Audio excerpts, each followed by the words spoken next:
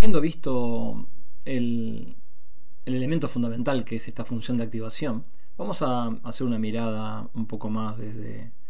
arriba de cómo es la estructura de una red neuronal genérica de alguna manera, que sería una red neuronal multicapa. La estructura de una red neuronal, desde el punto de vista de su topología, depende fundamentalmente de la cantidad de capas que tenga la red y la cantidad de neuronas que tenga por capa. Y otro atributo en general importante tiene que ver con cómo circula la información en esta red, que es la dirección de las señales. Nosotros no vamos a preocuparnos por esto, la señal va a circular siempre de los features hasta el output, no va a haber retroalimentación de señales, así que en esta dimensión no vamos a olvidar. Para nosotros la estructura básica que vamos a analizar es una estructura multicapa, en la cual vamos a tener varias capas que se llaman capas ocultas, y estas unidades fundamentales que vimos recién, que es la neurona, que recibe estímulos de entrada y devuelve una salida, va a estar replicada múltiples veces en cada una de estas capas. Entonces, lo que tenemos que entender de una red neuronal es que en un extremo de la red vamos a recibir la información de entrada, los inputs de los features, y esta información de entrada, estos valores, van a alimentar a todas las neuronas que pertenecen a la primera capa. O sea, cada una de estas neuronas va a integrar los valores de los features de entrada, va a generar una salida que muy probablemente alimente como entrada a todas las neuronas de la capa que sigue. Y eso, lo que dije recién, vale para todas las neuronas de la primera capa. Y ese mecanismo de interconexión se va replicando, en este caso hacia la derecha, digamos hacia la salida, hasta que en la última capa, todos los estímulos salientes de todas las funciones de activación de la última capa son por última vez integradas en funciones de activación, que estas sí esencialmente van a ser distintas. Todas estas funciones de activación que definimos previamente van a tener la característica de ser exactamente la misma función, pero estas funciones de activación que están en la salida, que son las que van a entregar la salida al algoritmo, van a depender del tipo de problema que tengamos que resolver. Eso también lo vamos a ver más adelante. Lo importante de entender de la topología de las redes neuronales es que es un proceso en el cual vamos transmitiendo información y mezclando esta información desde los features de entrada hasta la salida. Vamos a ver después que desde el punto de vista matemático no es más que una aplicación de funciones no lineales sucesiva a los features de entrada hasta conseguir un valor de salida. Pero desde el punto de vista, creo que en realidad lo más interesante es no perder la perspectiva de esta estructura, en la cual, y ahora sí lo voy a pensar un poco desde el punto de vista estadístico,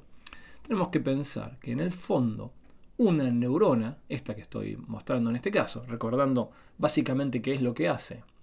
funciona como un pequeño modelo estadístico, ¿no? Piensen por un segundito en esta expresión que está acá, que resume en términos bastante generales cómo funciona una neurona que esté situada en la primera capa de una red neuronal, por ejemplo esta neurona que está acá.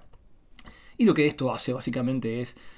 procesar linealmente, como en un modelo lineal, los features de entrada, generar un valor, aplicar esta función de activación y generar una salida. Así que este elemento básico, este elemento que está acá, esta primera neurona, la primera capa, funciona en sí mismo como un pequeño modelo estadístico.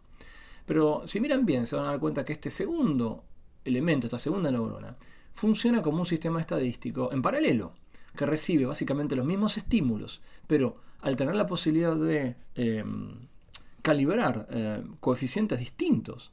que se van a llamar pesos, van a poder generar salidas distintas. Entonces, ya en estos dos casos, en esta neurona y esta neurona, lo que tenemos es un pequeño sistema estadístico en paralelo, que se alimenta con los mismos inputs, pero con la capacidad de generar diferentes outputs, dependiendo de cómo se calibren los pesos. En este diseño gráfico los pesos están señalados por estas flechas, que a propósito tienen una dirección para señalar cómo fluye la información. Y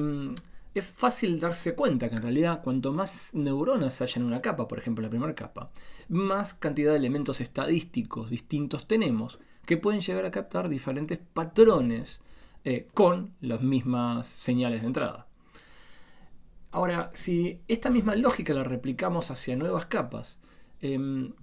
pensando que ahora lo que alimenta como señal de entrada a la próxima capa ya no es el feature de entrada, sino que es la salida de estos pequeños modelitos estadísticos que fueron entrenados previamente. Ya lo que tenemos es un mecanismo, que en general se lo llama multicapa, muy poderoso, que no solamente tiene la capacidad en paralelo de armar y detectar con estos modelos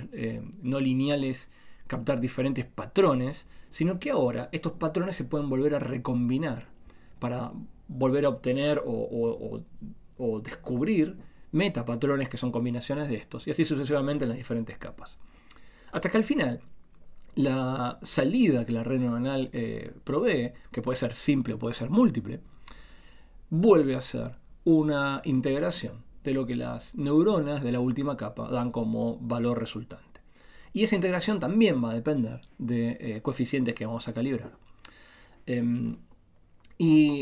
Lo último que tenemos que considerar en este esquema es que cómo encajan en este esquema, en esta topología, los datos. Tenemos que imaginarnos que acá entra un vector de features, el vector X de entrada, encaja acá. Y si alguien me diera una red entrenada, o sea, si yo pudiera saber cuánto valen todas estas flechitas, todos estos pesos, yo podría aplicar sucesivamente el cálculo de las funciones de activación, uno por uno, y estas en paralelo, y después pasarlos a la próxima capa, hasta llegar hasta el final, hasta la capa de salida. Y lo que voy a obtener en la capa de salida son valores que van a ser predicciones de mi Y o mis Y, que son los que van a ser de alguna manera comparados con el Y o los Y observados. Entonces tenemos que pensar que acá entra el vector X y acá obtenemos una predicción del vector Y. Y este vector Y, si la red está bien entrenada, deberá ser parecido al vector Y que observamos en nuestros datos.